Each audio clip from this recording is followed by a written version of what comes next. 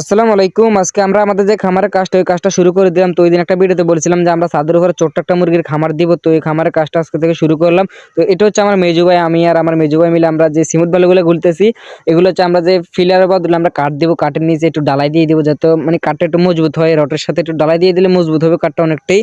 তো এটা আমার মেজো ভাই আর একটা বড় ভাই, এই দুই ভাইয়ের সাপোর্টে মূলত আমি খামার করতেছি। আর একটু সাহসও ভাই, তারা অনেকটাই সাপোর্ট দিয়ে যে কর, সমস্যা না, আমরা তো সাথে আছি। এরকম কিছু মানে সাপোর্ট থাকলে আর কি মানুষ অনেক কিছুই করতে পারে।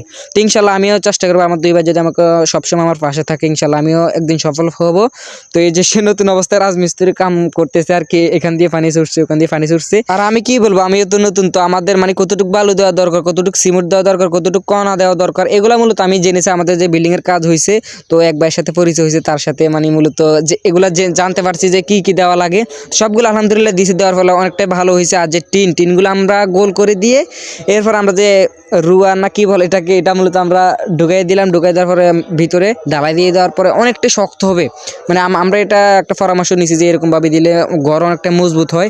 তো এই যে আমার ভাই এখন মানে মশলাগুলো আইনা ভিতরে আমরা দিয়ে দিব। আর আপনারা অনেকে কমেন্ট করছেন, ভাই ছাদে মুরগি পালন করে অনেকটা লাভবান হওয়া যায় না, অনেক সমস্যা হয়। তো আলহামদুলিল্লাহ দেখা যাক লাভবান হওয়া যায় কিনা, সবই আল্লাহ ভরসা। আর আমরা যে ঘরটা করবো, এটা কালকে আপনাদেরকে একটা ভিডিও দিব।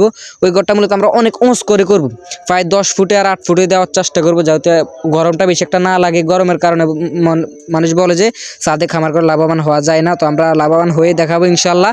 তো সবার দোয়া যদি আমাদের সাথে থাকে, তো আমরা একদিন না একদিন ইনশাল্লাহ কিছু করতে পারবো। তো এই যে আমরা ঢালাই দিয়ে ফেলতেছি। তো আজকে ভিডিওতে এই পর্যন্ত, সবাই ভালো থাকেন, নিজের প্রতি খেয়াল রাখেন। আসসালামু আলাইকুম।